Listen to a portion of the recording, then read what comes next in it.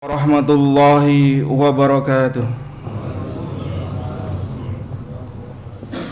Innal hamdalillah nahmaduhu wa nasta'inuhu wa nastaghfiruh wa na'udzu billahi min shururi anfusina wa sayyiati a'malina.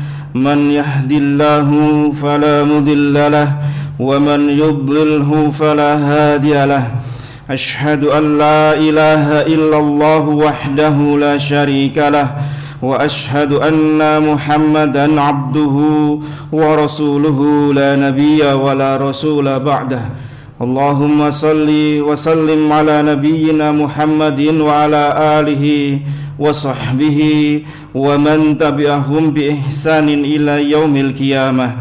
Ya ayyuhalladzina amanu taqullaha haqqa tuqatihi wa la tamutunna illa wa antum muslimun. Ya ayyuhan nasu taqu rabbakumul ladzi khalaqakum min nafsin wahidah wa khalaqa minha zawjaha wa batha minhuma rijalan katsiran wa nisaa wattaqullaha allazi tasaaluna bihi wal arham innallaha kana 'alaikum raqibah. Ya ayyuhalladzina amanu taqullaha wa qulu qawlan sadida yuslih lakum a'malakum wa yaghfir lakum dhunubakum wa man yuti'illaha wa rasulahu faqad faza fawzan 'azima. Amma ba'du, fa inna asdaqal hadisi kitabullah wa khairul hadi hadi Muhammadin sallallahu alaihi wasallam wa syarrul umuri muhdatsatuha wa kullu muhdatsatin bid'ah wa kullu bid'atin dhalalah wa kullu dhalalatin finnar. Allahumma inna nas'aluka ilman nafi'a wa rizqan thayyiban wa amalan mutaqabbala. Allahumma anfa'na bima 'allamtana wa 'allimna ma yanfa'una wa zidna ilma. Alhamdulillah, segala puji dan syukur kita hanya milik Allah tabaraka wa taala dengan segala nikmat-nikmatnya. Terkhusus kehadiran kita saat ini di rumah di antara rumah-rumah Allah Subhanahu wa taala. Allah berikan kita saat ini nikmat sehat. Allah berikan kita nikmat keluangan waktu dan dimudahkannya kita untuk bisa melaksanakan amal-amal soleh yang lain, yang semoga Allah jadikan nikmat-nikmat ini menjadi pemberat timbangan kita nanti di hari kiamat.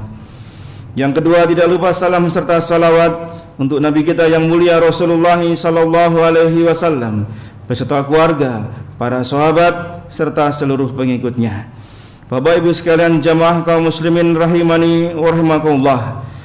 Sering kita mendengar perkataan sebagian kaum muslimin yang mengatakan bahwa jika kita telah memiliki ilmu kemudian tidak mengamalkan ilmu tersebut, maka dia akan mendapatkan dosa dan azab dari Allah Subhanahu wa taala. Sebagaimana kata Nabi sallallahu alaihi wasallam tentang seseorang yang didatangkan di hari kiamat di Sahih Bukhari dan Sahih Muslim dari Usama bin Zaid radhiyallahu an, beliau bersabda, yuja'u birrajuli yaumal qiyamah fayulqa finnar fatangdaliku aqtabuhu finnar. Ada seseorang yang didatangkan di hari kiamat, lalu ia dilemparkan ke dalam neraka dan ususnya terburai keluar di dalam neraka tersebut. Fayaduru kama yadurul himar birahah. Lalu ia berputar-putar sebagaimana keledai yang sedang memutari penggilingan gandum. Fayajtami'u ahlun nar alaih. Kemudian penghuni neraka mengitarinya, berkumpul di sekitar orang tadi. Fayaquluna ai fulan. Kemudian mereka penghuni neraka berkumpul dan bertanya, wahai fulan, ma sya'nuka alaysa kunta ta'muruna bil ma'rufi wa tanha 'anil munkar? Bukankah engkau dahulu memerintahkan kami kepada kebaikan dan melarang kami dari kemungkaran? Qala, orang ini berkata, kuntu amurukum bil ma'rufi wa la ati wa anhaakum 'anil munkari wa ati. Benar, aku dulu perintahkan kalian berbuat kebaikan, tapi aku tidak mengerjakannya. Dan aku larang kalian dari kemungkaran, justru aku yang melanggarnya. Maka berdasarkan hadis ini, sebagian orang mengatakan, wah lebih baik tidak usah ngaji saja. Karena nanti kalau ngaji tahu ilmunya terus melanggar, nanti tambah dosa. Sehingga kemudian sebagian pula syubhat datang. Kalau begitu, kalau orang tidak tahu kan enak. Kalau dia melanggar kan dimaafkan sama Allah. Karena kan tidak tahu. Daripada nanti tahu kemudian berdosa malah dia melanggar. Sebagaimana kata Nabi SAW di Ibnu Majah nomor 2045, Nabi bersabda, Innallaha tazawaza li an ummati. Allah Subhanahu wa taala memaafkan untuk umatku al-khata' wan nisyan wa mastukrihu alaih. Ketika dia tidak sengaja, lupa, dipaksa, termasuk pula tidak tahu. Lalu bagaimana mendudukkan syubhat seperti ini? Yaitu seseorang jika berilmu kemudian melanggar, dia berdosa. Lebih baik tidak usah ngaji, lebih baik tidak tahu. Karena kalau tidak tahu melanggar kan dimaafkan sama Allah. Ya, ini adalah was-was syaitan.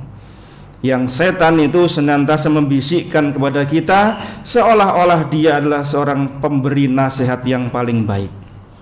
Lihatlah dalam surah Al-A'raf ayat ke-21, ketika menggelincirkan Nabi kita Adam alaihissalam dan Hawa untuk memakan buah yang dilarang oleh Allah Subhanahu wa taala. Apa kata setan? Wa qasamahuma inni lakuma laminan nasihin. Setan bersumpah kepada keduanya Adam dan Hawa, sesungguhnya aku ini benar-benar termasuk pemberi nasihat. Jadi itulah yang terjadi ketika orang yang menggelincirkan seseorang dari jalannya Allah, alasannya apa? Saya ini pemberi nasihat, nasihatnya baik. Padahal ketika seseorang tidak mau ngaji, tidak mau menuntut ilmu, maka dia telah berdosa. Dari sisi satu, karena menuntut ilmu itu hukumnya wajib. Sebagaimana kata Nabi sallallahu alaihi wasallam di Ibnu Majah nomor 184, talabul ilmi faridotun ala kulli muslim. Menuntut ilmu itu wajib bagi setiap muslim. Terkhusus ketika ilmu itu terkait dengan amaliyah dia sehari-hari. Terkhusus ketika dia harus melakukan sesuatu hal yang itu berkaitan dengan dirinya dan muamalah dia dengan orang lain.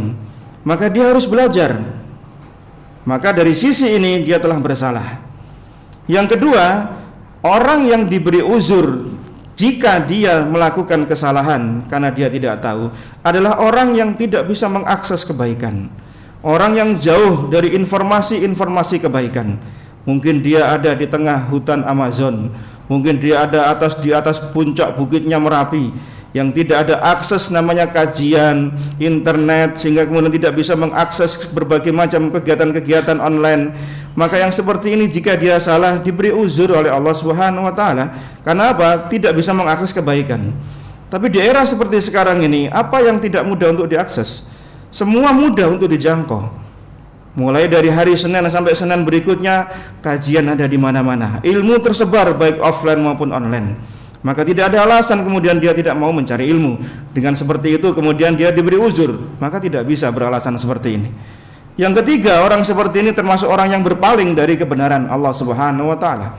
Sebagaimana kata Allah Subhanahu wa taala di surah Thaha ayat 124. Wa man a'rada an dzikri fa inna lahu ma'isyatan dhanka wa tahsuruhu wa yaumal qiyamati a'ma. Dan barang siapa berpaling dari peringatanku, maka sungguh dia telah menjalani kehidupan yang sempit, dan kami akan kumpulkan mereka di hari kiamat dalam bentuk dia buta. Karena seolah-olah dia tidak mengetahui apa-apa di atas muka bumi ini. Padahal peringatan Allah datang pada dirinya dan dia i'rad, berpaling dari kebenaran dengan alasan nanti kalau tahu malah dosa. Nah, lebih baik enggak tahu saja. Nah, ini tidak bisa diterima alasan seperti ini. Dan yang keempat, dia telah kufur nikmat. Karena Allah Subhanahu wa taala telah memberikan kita nikmat pendengaran, nikmat penglihatan, nikmat hati untuk apa? La'allakum tashkurun. Sebagaimana kata Allah Subhanahu wa taala di surah An-Nahl ayat 78. Wallah akhrajakum min butuni ummahatikum la ta'lamuna syai'a.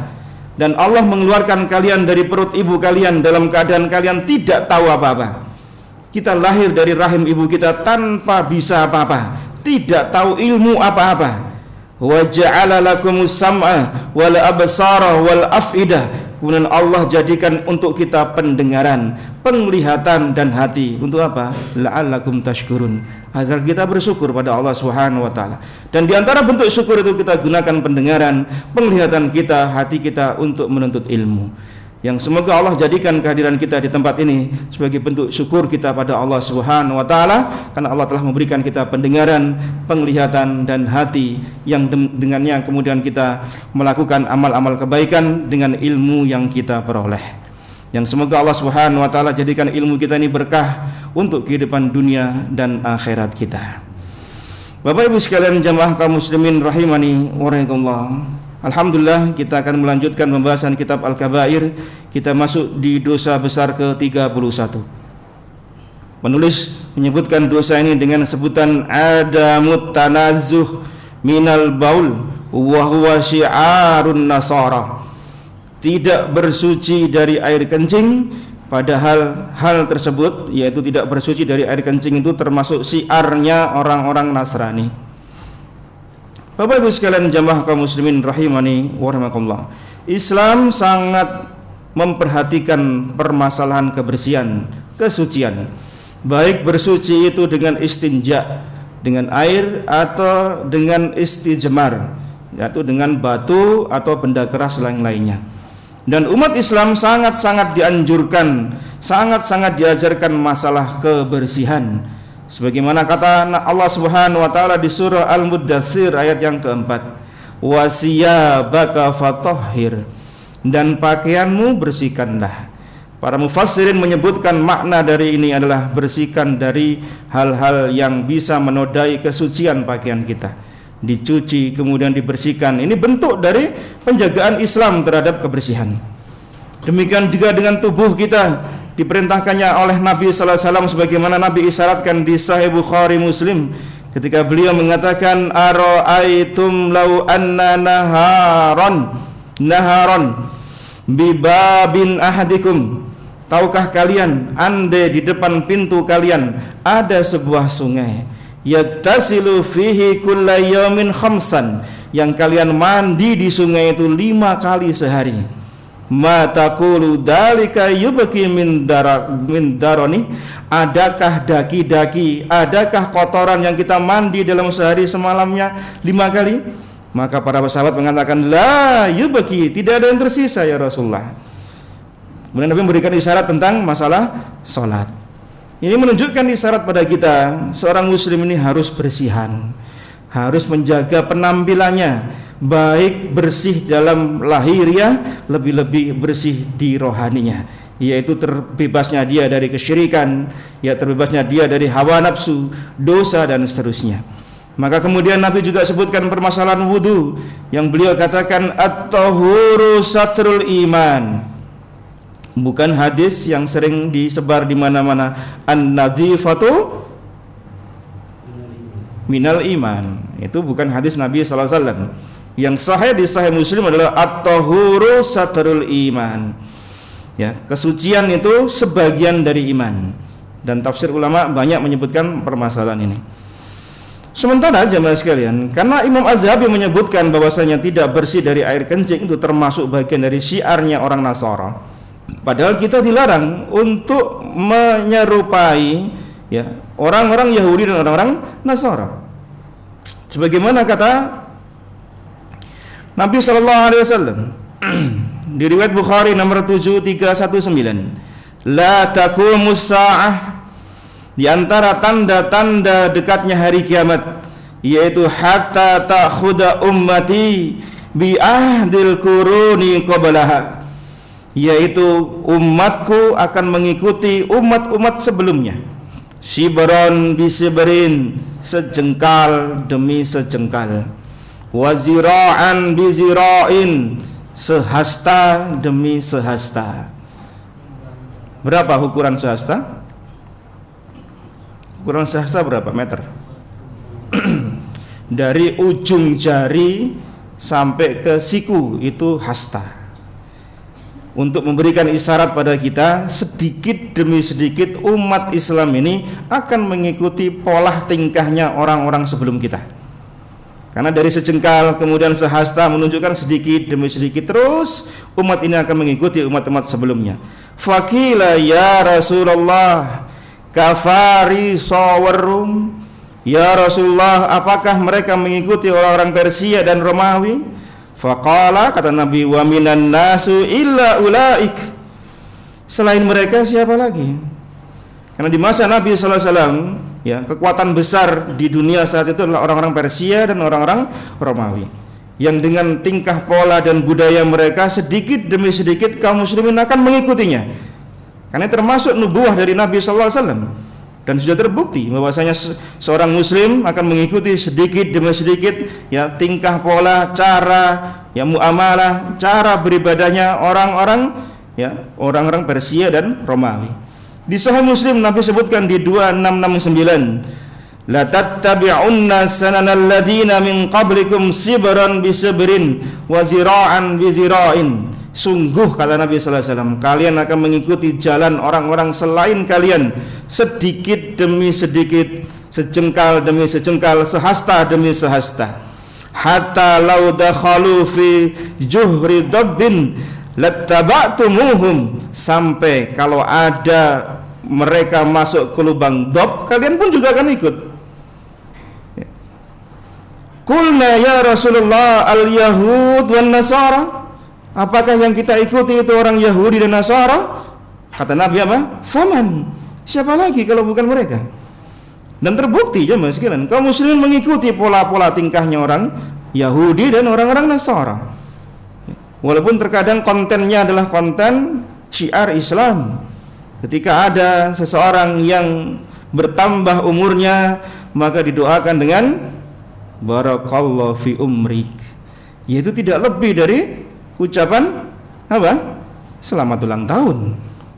Cuma kontennya saja, konten seperti itu. Nah, ini bahaya jemaah sekalian. Sedikit demi sedikit kemudian syiar-syiar mereka dikemas dalam pola tingkah kaum muslimin. Dan itu banyak menyerang, ya, generasi-generasi muda yang jauh dari ilmunya Allah Subhanahu wa taala. Padahal Nabi mengatakan di Musnad Imam Ahmad dan di Abu Dawud nomor 4031, man tasyabbaha biqaumin fahuwa minhum. Barang siapa yang menyerupai suatu kaum, maka dia termasuk kaum tersebut. Walaupun dia bukan kaum itu, tapi karena menyerupai, maka disamakan Nabi sallallahu alaihi wasallam dengan kaum tersebut. Mengapa kita dilarang meniru orang-orang ahlul kitab? Mengapa kita dilarang untuk tasyabbuh dengan orang-orang Nasara dan orang-orang Yahudi pada syiar-syiar agama mereka? Bukan pada hal yang sifatnya umum yang semua orang melakukannya, bukan. Tapi hal yang sifatnya khusus, yang itu menjadi kekhususan orang-orang Nasara dan orang-orang Yahudi. Ibnu Taimiyah memberikan jawaban untuk kita. Di Majmu' Fatawa beliau mengatakan, annal musyabahata fil umur adz-dzahirah turisu tanasubban wa tasyabuhan fil akhlaq wal a'mal wa lihada nuhina an musyabahatil kuffar. Ibnu Taimiyah mengatakan keserupaan dalam lahiriah, ya, niru-niru dalam bentuk pakaian, gaya berpakaian, gaya berjalan, ya, model rambut, kemudian ya macam-macam gaya hidup yang sifatnya lahiriah, yang nampak kemudian gampang orang niru, akan berpengaruh pada keserupaan akhlak dan amal. Orang kalau niru sifatnya lahiriah, lambat laun hatinya dan amaliannya akan niru apa yang dia lihat. Lihatlah bagaimana kaum muda kita, ya, meniru model pakaian dari negeri seberang sana, ya, yang itu katanya sedang populer. Ada yang sebagian memelihara lihya. Yang kita lihat beberapa pemuda itu memelihara lihya, tapi bukan dalam rangka untuk menegakkan sunnah Nabi sallallahu alaihi wasallam, tapi untuk apa? Untuk keren-kerenan, untuk menunjukkan kalau dia itu laki-laki. Sering kita bertanya beberapa di antara mereka, alasannya bukan karena ikuti sunnah Nabi sallallahu alaihi wasallam, tapi biar terlihat keren, karena lihyanya dirapikan, ya, dibentuk, ya tidak sebagaimana amaliyah lahiriahnya lihya itu muncul, dibentuk serupa hingga kemudian nampaklah lebih keren. Ya, kadang memanjang dari sini sampai ke sini dirapikan. Datang ke barbershop, datang ke tukang potong, tapi bukan sama Pak depan kita ini ya, bukan. Ini kalau disuruh gitu jangan boleh, Pak.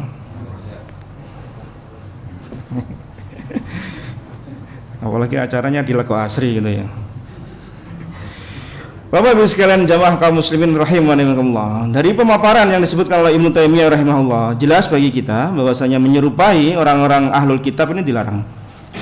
Dan Islam ini adalah agama pertengahan antara orang-orang Yahud dan orang-orang Nasara perkara kebersihan. Islam mengajarkan kepada kita perkara kebersihan itu yang berbeda jauh kutubnya dengan orang-orang Yahudi dan orang-orang Nasara. Perhatikan orang-orang Yahudi. Orang Yahudi sangat berlebih-lebihan dalam masalah kebersihan, sementara orang Nasara tidak peduli dengan masalah kebersihan dan meremehkan. Contoh, ulama memberikan contoh tentang perkara boleh tidaknya berhubungan suami istri dengan istri yang sedang haid. Apa yang dilakukan orang-orang Yahudi? Menjauhi istrinya, tidak mau makan bareng sama istrinya. Istrinya disuruh pulang ke rumah orang tuanya. Nanti kalau sudah bersih dari haid suci baru kembali kepada suaminya. Sementara orang-orang Nasara tidak peduli dengan yang namanya kebersihan. Mau haid mau tidak, kalau udah waktunya pengen ya gitu.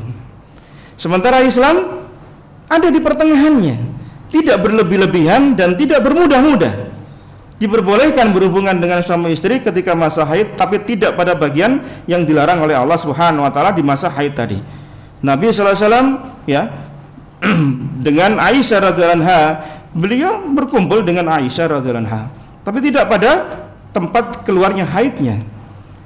Tetap makan bareng dengan Aisyah dan para istri yang lain.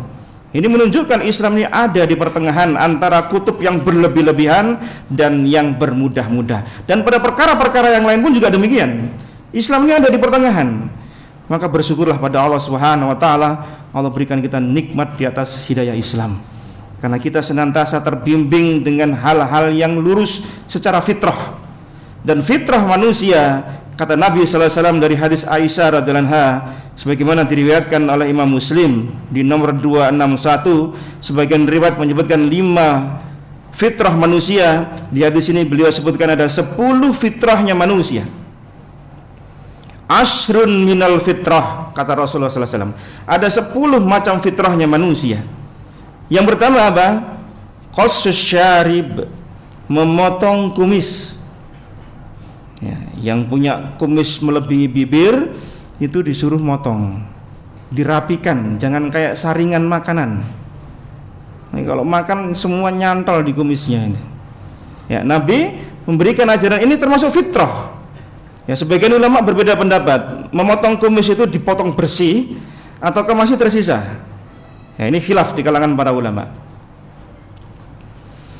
Yang kedua, kata Nabi sallallahu alaihi wasallam, wa'ifa'ul lihya, memelihara, membiarkan jenggot. Nah, ini fitrah manusia. Sunnah fitrah itu memelihara jenggot, biarin jenggotnya, jangan merasa risih. Sebagian perusahaan-perusahaan mensyaratkan pegawainya harus bersih dari lihya. Alasannya untuk penampilan perform. Padahal jenggot tidak ada urusannya sama perform seseorang. Apakah semakin jenggotnya semakin panjang ke bawah, semakin otaknya, IQ-nya tambah rendah karena ketarik sama jenggotnya? Kan enggak ya. Yang ketiga, wasiwak, bersiwak. Ini termasuk fitrah manusia ya. Yang keempat, wal istinsyaq. Apa itu istinsyaq? Apa istinsyaq? Memasukkan, bukan mengeluarkan. Menghirup air. Nah, itu istinsyaq. Tidak harus ketika wudu. Ketika kita bangun dari tidur, termasuk sunnah Nabi sallallahu alaihi wasallam adalah istinsyaq. Masukkan air ke dalam hidung. Ya. Hikmahnya apa? Kata para alim ulama ketika mensyarah hadis tentang berkumur kemudian menghirup air ke hidung, untuk mengeluarkan setan yang bermalam di hidung-hidung kita. Ya, supaya kita ketika salat, kita bangun aktivitas fresh kembali. Itu hikmah diantaranya ya. Yang kelima, wa qasul azfar, potong kuku.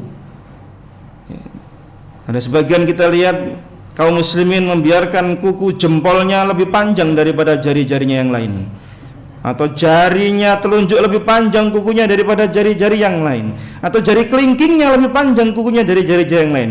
Untuk apa dipanjangkan? Ayo, untuk apa itu? Kalau jempol untuk apa? Ya. Masa pakai jempol, Pak? Yang jempol biasanya untuk ting. Nah, itu biasanya yang suka gitu ya. Saya pernah tahu soalnya. Ya. Kalau ini ya untuk yang lain itu. Ya, sunnahnya dipotong jemaah sekalian. Ya. Minimal ketika hari Jumat untuk berhias, di antara berhias kata Imam Nawawi rahimahullah adalah potong kuku. Itu termasuk salah satunya. Ya. Kemudian yang keenam, wa ghusul barajim, membasuh persendian. Ini termasuk sunnah fitrah. Ya, persendian ini banyak dagi-dagi kotoran yang kadang kita tidak terlewatkan, jari kaki. Makanya sunnahnya berwudu itu kan pakai jari di sela-sela. Ya, kalau wudu itu jari kaki di sela-sela gini, jangan digerocok-gerocok saja. Karena sela-selanya ini termasuk sunnah fitrah untuk di sela-sela. Ya. Yang ketujuh, wa natful ibit. Apa itu? Mencabut bulu ketiak. Kalau tidak kuat, kata para ulama, memberikan rukhsah dengan dicukur. Tapi hukum asalnya bulu ketiak itu dicabut. Sakit apa enggak? Iya, makanya sebagian kalau tidak kuat kemudian dicukur. Tapi hukum asalnya dicabut, karena hadisnya nyebutnya dicabut loh ya. Dicabut. Ya segitu itulah rasanya kalau antum sudah pernah merasakan. Ini sunnah fitrah. Apa sih fungsinya? Menjaga kebersihan tubuh jemaah sekalian. Karena termasuk sarang bau ya dari situ tempatnya.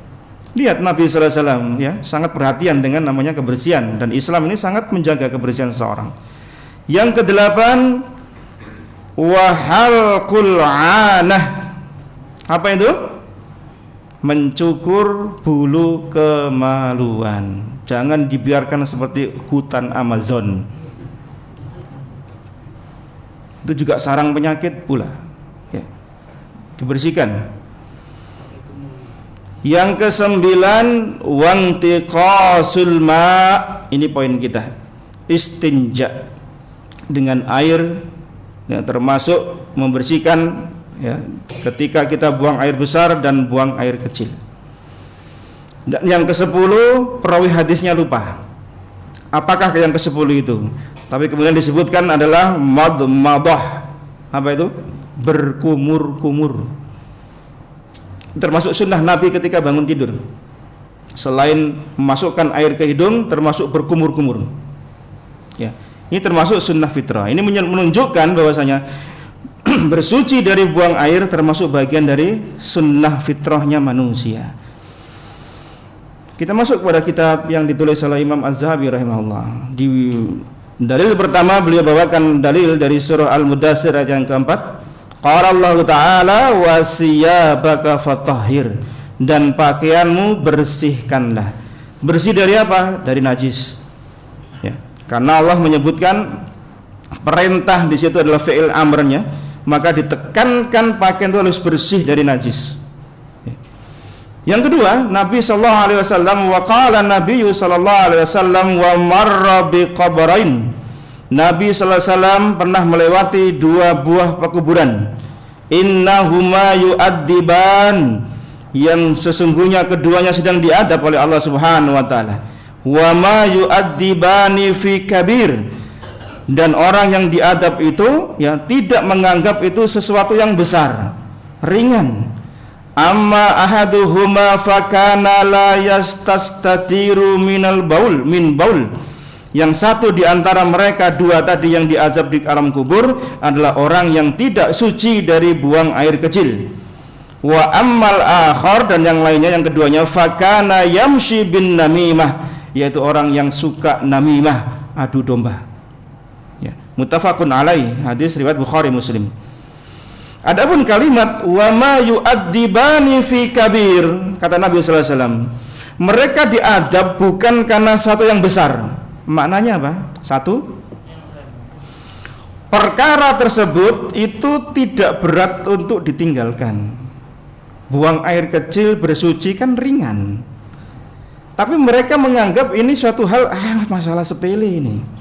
Padahal perkaranya besar. Ketika sampai di alam kubur, mereka tidak suci dari buang air kecil. Karena potensinya nanti apa? Terciprat, terkena pada pakaiannya. Kemudian dibawalah dia sholat dalam kondisi memakai pakaian yang tidak suci dari najis. Atau yang kedua maknanya, kata para alim ulama, ini adalah perkara yang menurut mereka ini ringan. Alah, cuma kecipratan air lah, yo ringan sih. Sering kita lihat di jalanan mereka kencing di mana? Di pohon lombok, pohon cipluan. Apa yang mau disembunyikan ya? Barang-barang tempat. Ya, waliyadzubillah ya. Ini termasuk perkara-perkara yang mereka anggap ringan, padahal itu berat di sisi Allah Subhanahu wa taala. Imam Adzhabi mengatakan walakin aksar turuqi allati fi sahihain li hadzal hadis fa kana la yastatiru min baul. Hanya saja kebanyakan jalan periwayatan yang tercantum di Sahih Bukhari Muslim menyebutkan fa kana la yastatiru min baul, karena tidak menjaga diri dari kencingnya. Orang diazab di alam kubur itu karena dia tidak menjaga dari air kencingnya. Maknanya apa? Tidak menjaga dari pandangan manusia. Ya itu yang tadi saya ceritakan tadi. Sering kan kita lihat ya sebagian saudara-saudara kita kencing ya saat jalan-jalan, saat ketemunya jalan. Iya, pokoknya jangan di tengah jalan gitu aja. Ya, di pinggir jalan ya. Atau yang kedua maknanya tidak menjaga dari air kencingnya itu tidak menjaga dari percikan air kencingnya. Jadi dua maknanya. Mengapa mereka diazab di alam kubur? Karena mereka tidak menjaga dari pandangan manusia. Yang kedua karena tidak menjaga pakaiannya dari percikan air kencingnya. Ini perkara besar jemaah sekalian. Ya, sebagian orang bermudah-mudah perkara ini. Maka hikmahnya apa faedahnya? Yaitu seorang muslim jika dia ingin buang air kecil maka haruslah dia lari dari pandangan manusia. Ya, cari fonten, cari toilet, ya cari ya ke masjid biasanya bukan untuk sholat duha sih masalahnya. Cari toilet soalnya ya. Sehingga kemudian kadang takmirnya jengkel terus dikunci masjidnya. Karena masjidnya dibuat untuk buang air kecil saja. Padahal Nabi sallallahu alaihi wasallam itu kalau beliau sedang buang air kecil maka beliau menjauh dari pandangan manusia. Anas sering menceritakan perkara ini, Nabi kalau mau buang air kecil maka beliau menjauh dari pandangan manusia. Ya. Nah, dan termasuk hal yang dilaknat oleh Nabi sallallahu alaihi wasallam dan dilarang oleh dalam Islam di Abu Dawud nomor 26 dari Mu'ad bin Jabal radhiyallahu anhu qala Rasulullah sallallahu alaihi wasallam. Dari Mu'ad bin Jabal dia berkata Rasulullah sallallahu alaihi wasallam bersabda ittaqul mala'inas salasah, bertakwalah kalian, jagalah diri kalian dari tempat yang dilaknat oleh Allah pada 3 tempat. Maksudnya apa? Ya jangan buang air kecil di situ. Yang pertama apa? Al-baraza fil mawarid, yaitu buang air di buang hajat, buang air kecil, buang air besar di tempat berkumpulnya air. Ya, airnya diem, kumpul air di situ, kita kencing di situ. Termasuk kalau tidak salah pembahasannya masuk pada kencing di kolam renang. Nah, itu kumpulnya air itu. Ya. Jadi pas renang kok anget ini sopo airnya. Ayo, siapa yang pernah ngaku renang sambil kencing? Ini enggak boleh jemaah sekalian. Dilaknat itu. Itu milik umum ya, antum kencingi. Apa ya? Mentang-mentang sama-sama airnya gitu ya. Masyaallah. Wa qari'atit tariq, tidak boleh pula mana di jalanan. Itu enggak boleh. Di jalan tempat lalu lalang orang kencing di situ, buang air besar di situ tidak boleh. Wadzil, tempat orang bernaung, di halte, di pohon besar rimbun banyak orang rindang ngiyup, kencing di situ. Ya, ini tempat yang dilaknat sama Allah dengan sebab tadi Apa faedahnya? Yaitu agar orang menjaga yang namanya kenyamanan orang lain. Islam ini sangat menjaga kenyamanan orang lain, teman-teman. Jangan kita ini hanya maunya sendiri, mementingkan ego kita. Ada orang lain pun yang harus juga diperhatikan. Nah, yang ketiga, Imam Az-Zahabi membawakan dalil wa an Anas radhiyallahu an, dari Anas bin Malik radhiyallahu an, anin Nabi sallallahu alaihi wasallam qala, Nabi sallallahu alaihi wasallam bersabda, tanazzahu minal baul, sucikan diri kalian dari buang air kecil, fa inna ammata adabil qabri minhu, hanyalah yang menyebabkan orang banyak diazab di dalam kubur karena mereka tidak bersih dari air kencing. Penyebab paling banyak, paling dominan orang diazab di kubur karena tidak suci dari air kencing. Ya. Riwayat Ad-Daraqutni. Kemudian beliau tutup dengan perkataan beliau, summa inna man lam yahtariz minal baul fi badanihi siyabihi fasalatuhu ghairu maqbulatin. Kemudian orang yang tidak bersih dari air kencing tadi di badannya, di pakaiannya, kemudian sholatnya tidak diterima. Karena termasuk dari syaratnya sholat adalah suci pakaian tempat sholatnya pula. Sehingga kemudian dibawalah kepada kasus beberapa hal terkait dengan orang yang sholat dalam kondisi ada najis, percikan air kencing dan seterusnya. Yang pertama, jika seseorang mendapati najis sebelum sholatnya, jadi dia tahu ada najis di sholat sebelum dia sholat, sedangkan dia sudah wudhu, maka ia wajib bersihkan najisnya dan tidak perlu mengulang wudhunya. Dia mungkin habis wudhu jalan kena nginjak apa? Ya, bukan tai kucing rasa coklat ya. Yang dibersihkan yang mana ya? Ya sandalnya tadi yang kena najisnya. Wudunya yang nggak usah diulang, karena nggak terkait dengan pembatal wudu. Ya. Yang kedua, kondisi jika dia ragu, apakah pakaiannya terkena najis atau tidak. Maka seperti ini, ketika dia hendak sholat, maka berlakulah kaidah al-aslu baqa'u ma kana ala ma kana. Asal sesuatu itu sebagaimana asalnya. Asalnya suci kan? Ya, karena dia ragu-ragu suci apa tidak, maka kembalikan ke asalnya, yaitu suci. Keraguan-raguannya disingkirkan. Karena keraguan datang setelah adanya kesucian. Ya. Dia yakin pertama kali dia suci, kemudian di tengah perjalanan dia ragu, ini batal apa enggak ya? Nah, kan sering kan kita dengar seperti itu. Ya, maka kembalikan ke asal hukumnya, dia tetap suci dalam wudunya. Yang ketiga, apabila ia sedang melaksanakan sholat, kemudian dia dapatin najis di pakaiannya dan memungkinkan dia untuk melepasnya atau dibersihkan seketika itu, ya seperti mungkin pecinya, sorbannya, maka sholatnya tetap sah kalau bisa dibersihkan saat itu pula. Sebagaimana riwayat Nabi SAW yang dibawakan oleh Imam Ahmad di musnadnya, beliau mengatakan dari Abu Sa'id Al-Khudri.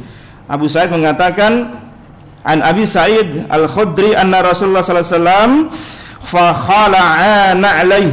Nabi pernah sholat kemudian melepas sandal beliau. Jadi Nabi itu sunnahnya pernah beliau pakai sandal. Ya, sholat memakai sandal sepatu. Itu kalau di tanah lapang memungkinkan sekali. Ya, kalau di tempat karpet seperti ini, ya kasihan takmirnya. Fa khala'an nas ni'alahum. Kemudian para sahabat yang lain ketika melihat Nabi melepas sandal, lepas sandal semua. Nah, ini lihat betapa itibaknya para sahabat. Mereka tidak pernah mau tanya dulu, tapi langsung kerjakan apa yang dilihat pada Nabi sallallahu alaihi wasallam. Nabi ketika sholat kok dilepas sandalnya, mereka semua ngelepas sandal. Ya, enggak tanya dulu, Nabi ngapain kok lepas sandal? Enggak. Tapi langsung mereka mengerjakan. Ini termasuk itibaknya para sahabat yang luar biasa. Falamma insarafa qala lima khala'tum ni'alakum. Kemudian setelah selesai salat beliau bertanya, ngapain kalian lepas sandal? Faqalu, mereka mengatakan, ya Rasulullah, ra'ainaka khala'ta fa khala'na. Kami melihat Anda lepas sandal, kami pun lepas sandal. Masya Allah jemaah. Ya. Betapa itibaknya para sahabat ini luar biasa. Ya. Sementara sebagian kita sudah jelas-jelas dalil di depan mata kita pun juga masih dibantah. Padahal dalil itu seterang matahari di siang hari. Atau juga masih dibantah dengan hawa nafsu dan ra'yunya. Ini para sahabat ini lihat Nabi lepas sandal, ya lepas sandal tanpa mereka tanya. Alasannya Nabi kenapa?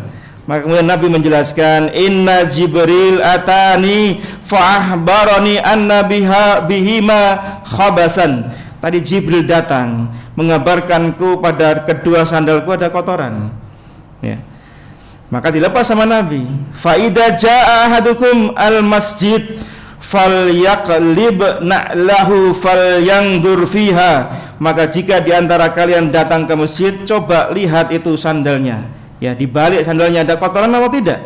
Fa in ra'a biha khabasan falyumissahu bil ard. Jika ia melihat ono kotoran ini, maka gosokkan ke tanah. Karena sucinya kotoran tadi dengan dibersihkan dengan tanah. Summa lisalli fihima. Kemudian salatlah kalian dengan sandal tadi. Jadi kalau melihat ada saat itu bisa dibersihkan, ya silakan. Mau sholat ketika ada pakaian kotor bisa diganti, ya langsung diganti. Tapi kalau tidak memungkinkan, ya termasuk pada kondisi yang lain. Yang keempat, apabila seseorang sedang melaksanakan sholat, kemudian ia dapatin najis pada pakaiannya yang tidak memungkinkan untuk dilepas, ya, seperti baju, ya, celana, sarung, ya apa nyopotnya pas sholat. Maka yang seperti ini, ya, kemudian dia batalkan sholatnya. Karena jelas dia ada najis, maka dia ganti dengan pakaian yang baru. Karena termasuk syarat sahnya sholat. Ya.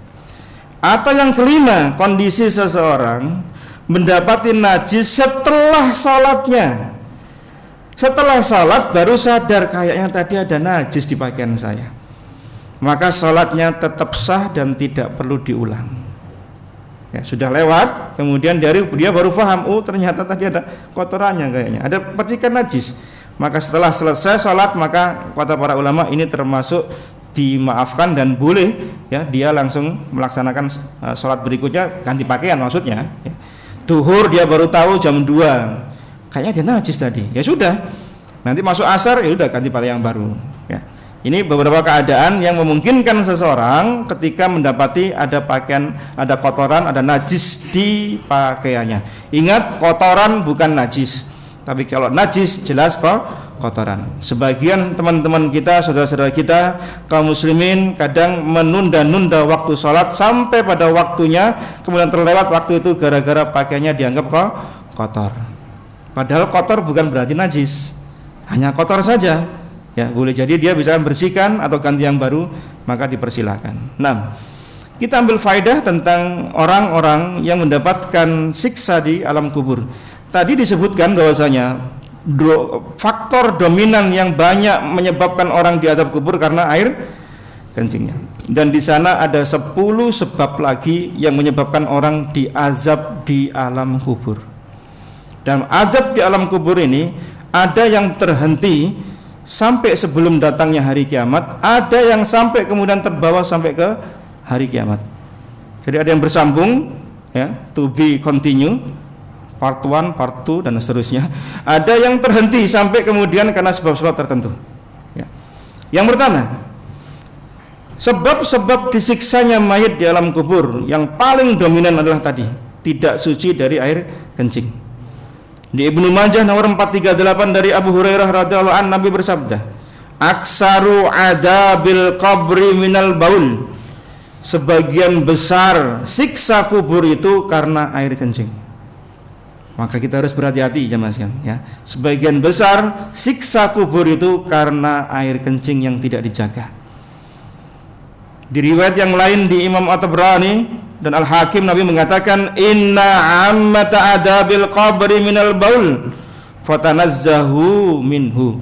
Sesungguhnya kebanyakan siksa kubur itu karena air kencing, maka bersucilah kalian darinya. Yang kedua, seseorang diazab di alam kubur itu karena tadi 2 kubur tadi, yang satu tidak suci dari kencing, yang kedua karena namimah, adu domba, membawa satu perkataan orang pada perkataan yang lain agar mereka tidak bersatu, ya bercerai-berai, itu namimah, dan ini termasuk dosa besar. Kata Nabi sallallahu alaihi wasallam, kana ahaduhuma la yastatiru minal baul wa kana al-akhar yu'din nasa bilisanih wa yamshi bainahum bin namimah. Yang satu diadab karena tidak suci dari air kencing, yang kedua karena sering menyakiti orang lain dengan lesannya dan mengadu domba orang lain. Ya. Perhatikan jemaah sekalian, jangan memecah belah persatuan kaum muslimin. Jangan memecah persaudaraan di antara kita karena kita sering namimah pada orang lain. Ya. Ketidaksukaan kita pada orang lain jangan kita bawa sekutu-sekutu kita untuk juga tidak menyukai orang lain juga. Ya, dengan sebab namimah. Yang ketiga, di antara penyebab diazab kubur adalah ghibah. Rasan-rasan, menggunjing, membicarakan aibnya orang lain. Di Ibnu Majah nomor 349 dengan hasan sahih. Wa ammal akhar fayu'addibu fil ghibah. Seseorang yang diadab di kubur salah satunya karena dia suka menggunjing orang lain, menggunjing kehormatannya, menggunjing harga dirinya, ya, menggunjing karena ketidaksukaan dia dan seterusnya. Berhati-hati jemaah sekalian.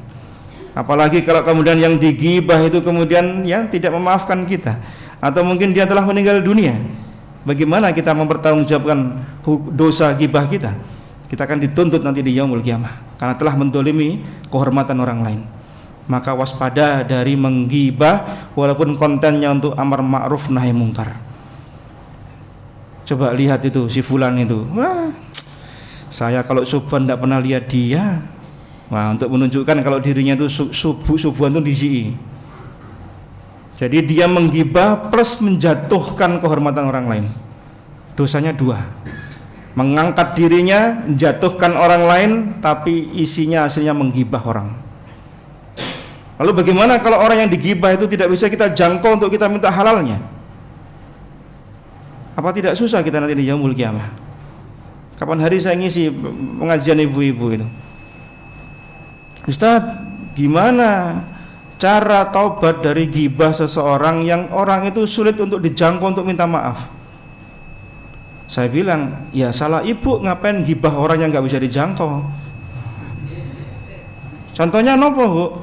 Gibah presiden. Waduh, ini lah kan repot tuh pak. Presiden digibahi, terus minta maaf itu sepundi. Ya kan susah toh. Lah ya makanya saya bilang ngapain gibah orang yang nggak bisa dijangkau. Gibah tetangga aja enak. Ya bukan berarti boleh gibah tetangga loh ya enggak. Maksudnya gibah orang yang sulit untuk dijangkau, untuk diakses gitu loh. Ya, ngapain? Ya enggak bagus itu. Ya. Saya sering nasihatkan seperti itu. Ternyata ibu-ibu kita juga sering gibahi pemerintah ya ternyata. Ya. Saya pikir ya bapak-bapak tok ternyata. Ternyata ibu-ibu juga lebih kenceng ternyata.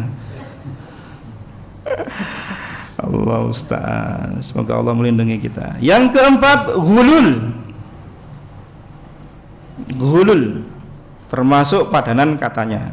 Sudah pernah kita bahas kan masalah ghulul. Apa ghulul? Apa ghulul? Bahasa sederhananya apa?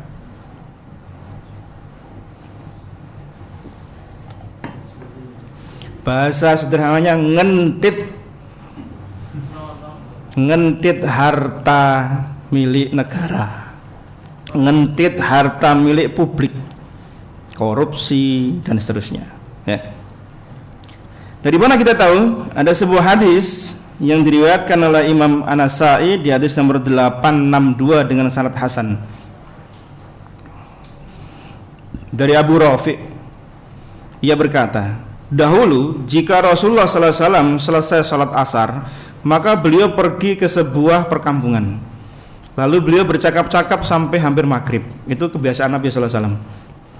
Jadi beliau meluangkan waktu untuk berkumpul dengan para sahabat, ya, nengok, ziarah ke beberapa keluarga gitu. Kemudian Abu Rafi' setelah Nabi mau maghrib, buru-buru beliau datang ke Masjid Nabawi. Ketika beliau melewati pekuburan Baqi, maka Rasulullah sallallahu alaihi wasallam bersabda, celaka kamu, celaka kamu. Ucapan Nabi ini menjadikan Abu Rafiq khawatir. Waduh, yang ada kan cuma dia. Dan saya sing didoakan Rasulullah celaka gitu. Ya Rasulullah. Kemudian beliau berhenti, bertanya pada Rasulullah, "Ya Rasulullah, apa maksud Anda? Kok doanya celaka kamu? Enggak. Bukan untuk kamu, tapi kubur tadi loh. Loh, ada apa ya Rasulullah? Aku mengatakan itu kepada pekuburan tadi." Beliau bersabda, "La, walakin hada fulan." Tidak, tapi untuk yang saya maksud di pekuburan tadi. Jadi beliau melewati pekuburan Baqi, salah satu di antaranya beliau mendoakan celaka kamu. Yaitu apa? Ba'astuhu sa'iyan ala bani fulan faghalla namiratan fadurri'a al'an mislaha min nar. Saya tadi melihat ada seseorang ya di pekuburan tadi itu, yang dia itu pernah menjadi penarik zakat di sebuah perkampungan. Kemudian dia gulul, ngentit harta berupa kain wol, nggak diserahkan ke Baitul Mal. Ya, yang ada pegawai sudah digaji 1 bulan, ya ngentit inventarisnya kantor. Ya, kertas rim-riman, ya A4, 4 gelondongan gitu ya. Lakban sampai ditaruh gini kayak cincin gitu ya. Ini contoh saja. Maka kata Nabi apa? Al-an mislaha minar. Saat ini dia pakai pakaian sejenis itu dari api neraka. Paham maksudnya? Orang yang ngentit harta berupa kain wol tadi ketika dia ngambil zakat, itu kata Nabi dia sedang sekarang di alam kubur itu sedang pakai kain seperti itu tapi dari bahannya api neraka. Berarti ini dalil orang yang korupsi itu diazab di alam kubur sebesar apa yang dia ambil. Nah, ini bertakwalah wahai para pegawai, jangan gulul, ya, jangan ngentit hartanya milik publik, milik pemerintah, milik instansi tempat kita bekerja. Nah, yang kelima, di antara yang diazab di alam kubur adalah orang yang suka berdusta. Nabi menggambarkan di sebuah mimpi beliau dibawa oleh malaikat sampai ke sebuah tempat, kemudian Nabi melihat seorang laki-laki yang sedang berdiri, kemudian yang satunya duduk, kemudian ada tangannya membawa kait dari besi, kemudian disobek mulutnya yang kanan sampai tembus ke belakang, disobek mulut yang kiri tembus ke belakang, muncul lagi, disobek lagi, begitu seterusnya sampai yaumul kiamah. Nabi bertanya kepada malaikat, ada apa? Apa yang dia lakukan? Ammal ladzi ra'aitahu yusakku sidquh fakadzabu yuhaddisu bil kadzbah fatuhmalu anhu hatta tablughal afaq fayusna'u bihi ila yaumil qiyamah. Orang tadi yang kamu lihat itu dia suka berdusta dan kedustaannya dinukil oleh orang lain terus tersebar kemana-mana. Maka orang ini disiksa ila yaumil qiyamah. Jadi ada orang yang disiksa itu berkelanjutan sampai alam kubur plus nanti di hari kiamat. Salah satunya dusta. Maka hati-hati jangan suka berdusta. Yang kedua, orang paham Quran tapi tidak mau mengamalkannya. Dan yang ketujuh, meninggalkan sholat wajib 5 waktu. Nabi gambarkan pula di hadis tadi yang kelanjutan tadi itu, yaitu seseorang yang pada dirinya dihancurkan kepalanya, setelah hancur kemudian muncul dihancurkan lagi dengan batu, yaitu orang yang paham Al-Quran tidak mau mengamalkan, belajar Al-Quran tidak diamalkan, dan dia tidur terus tidak bangun-bangun untuk sholat. Ini bahaya. Yang kedelapan, zina. Pezina itu dimasukkan ke dandang besar gitu ya, mengerucut di bawahnya, mereka telanjang kemudian dibakar, dimasukkan ke tungku tadi.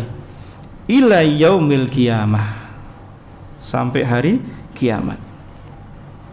Yang kesembilan yaitu riba, yang beliau katakan dia berenang di sungai kemudian dilempari batu, sampai di pinggir sungai, dimasuki batu di mulutnya, dilemparkan lagi ke tengah, kembali lagi, begitu seterusnya ila yaumil qiyamah. Ya. Berenangnya sungai darah loh jamaah sekalian. Ya, kita kalau lihat darah di hewan pengorbanan aja satu hari sudah baunya tidak karu-karuan. Ini berenang sungai darah. Yang ke-10, mayit yang ditangisi keluarganya dan mayit ini tidak melarang sebelumnya. Dari Ibnu Umar di Muslim nomor 927, al-mayyit yu'addibu fi qabri bima niha alaih. Mayit disiksa di alam kubur dengan sebab ratapan yang ditujukan padanya. Dengan catatan si mayit tidak pernah berwasiat, tidak pernah mengedukasi dan tidak melarang keluarganya dari niyaha. Tapi jika si mayit sudah memberi nasihat, berwasiat, toh tetap keluarganya berniyaha, nangis meratap, maka si mayit terbebas dari perkara ini. Maka wasiatkan keluarga kita untuk ya ridho dengan rela dengan keberikan kita. Yang ke-11 yaitu hutang. Hutang akan membawa dampak tidak hanya di dunia tapi di yaumil qiyamah, di alam kubur. Sebagaimana datang 3 jenazah pada Nabi SAW. Nabi bertanya sebagaimana kebiasaan ketika beliau akan mensolati seseorang, apakah dia punya hutang, apakah dia punya warisan. Nabi sering bertanya seperti itu. Yang pertama, dia tidak punya hutang tapi kemudian tidak punya hutang dan tidak punya warisan, maka Nabi kemudian mau mensolati. Yang kedua, datang punya hutang tapi punya warisan, Nabi mau mensolati. Yang ketiga ini yang jadi masalah. Summa atiya bisalasah faqalu sallu alaiha ya Rasulullah, salati dia ya Rasulullah. Nabi bertanya, hal taraka syai'an, apakah dia punya warisan? Faqalu la, tidak punya ya Rasulullah. Fahal alaihi dain, apakah dia punya hutang? Qalu salasatu dananir, punya 3 dinar ya Rasulullah. Punya 3 hutang, 3 dinar, tidak punya warisan. Maka kemudian Nabi mengatakan, sallu ala sahibuhum, salatlah saudara kalian ini, saya enggak mau mensolati. Kemudian datanglah Abu Qatadah radhiyallahu an, ya Rasulullah, sallu ya Rasulullah, wa alayya dainuh, hutangnya saya yang nanggung. Fasalla alaih, baru Nabi mau mensolati. Kemudian ditagih terus oleh Nabi sallallahu alaihi wasallam, kapan kau lunasi, kapan kau lunasi. Jadi di sini ada ibrah, bolehnya mengalihkan hutang, itu boleh. Ya, diambil alih oleh pihak ketiga, itu boleh. Ya saya ambil, saya gantikan ke si fulan hutangnya, tolong tagih, tapi harus ada persetujuan sama dia loh ya. Jangan antum punya hutang sama si A kemudian minta sama si B aja. Loh kok enak. Ya hutang harus dibayar ya. Kemudian setelah dibayar oleh Abu Qatadah, baru Nabi mengatakan apa? Al-an baradat alaihi jildu, baru saat ini dingin kulitnya si mayit. Berarti selama hutangnya belum dibayar, mayit tersiksa di alam kubur. Maka Bapak Ibu sekalian jamaah kaum muslimin, ketika seseorang, misal kita punya hutang ya, kemudian ada orang nagih pada kita karena memang itu haknya.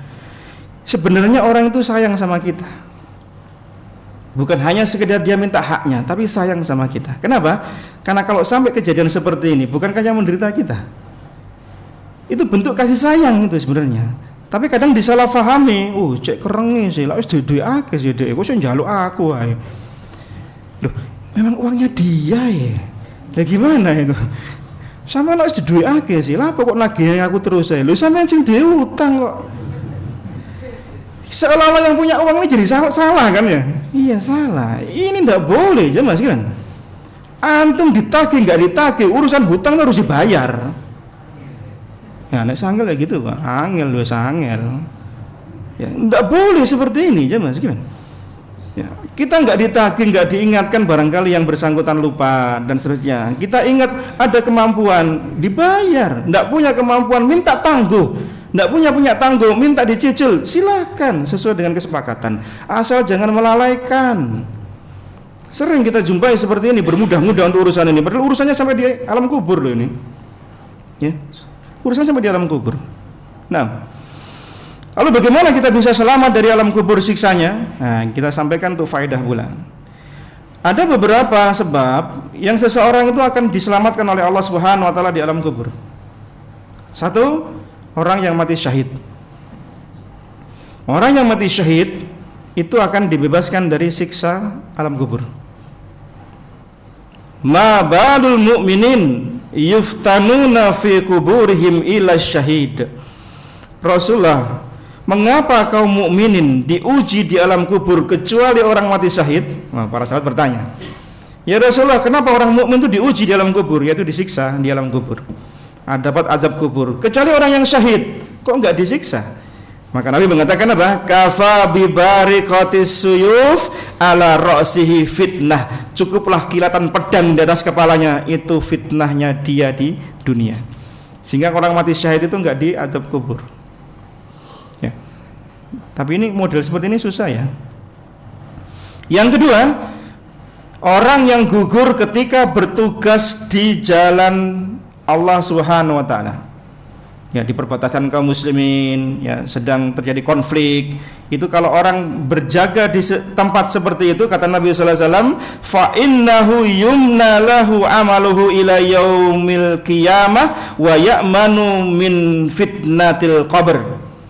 Maka dia akan dijaga oleh Allah, amalnya terus berkembang dan dia aman dari fitnah kubur. Yang ketiga, orang yang meninggal di hari Jum'ah. Di Tirmizi nomor 994, ma min muslim yamutu yaumal jumu'ah aw lailatal jumu'ah illa waqahu Allahu fitnatal qabr. Setiap muslim yang meninggal di hari Jumat atau malam Jum'ahnya, maka dia dijaga Allah dari fitnah kubur. Ya. Yang keempat, orang yang meninggal karena sakit perut. Karena sakit perut termasuk orang yang dijaga oleh Allah, yu'adziba fi qabri, dari azab kubur. An-Nasa'i dan Tirmizi nomor 1036. Ini beberapa orang keadaan yang bisa selamat dari azab kubur. Bagaimana kita bisa selamat dengan amaliyah kita? Yaitu dengan memperbanyak doa berlindung dari azab kubur. Sudah antum hafal semua kan doanya? Allahumma inni a'udzubika min adabi jahannam wa min adabil qabri wa min fitnatil mahya wal mamati wa min syarri fitnatil masih dajjal. Nabi mengajarkan doa ini seperti Nabi mengajarkan Al-Quran kepada para sahabat, dan para sahabat mengajarkan pada anak-anak mereka sama seperti mereka mengajarkan Al-Quran pada anak-anak mereka. Ya.